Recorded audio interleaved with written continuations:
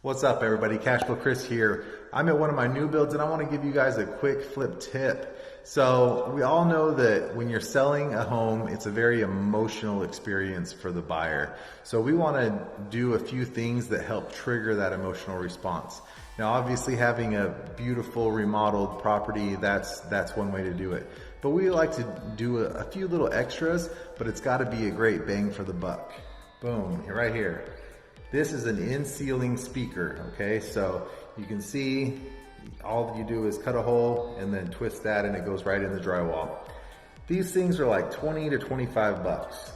They're not great speakers, but when the buyer comes in and they see a speaker up here in there and they see that you've wired it and they are gonna have surround sound for an entry-level house, those are the types of small things that get buyers super excited. So when you're looking for a big bang for the buck item, I believe it's an in-ceiling speaker.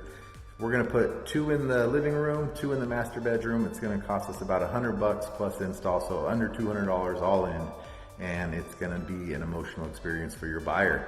That's my quick flip tip.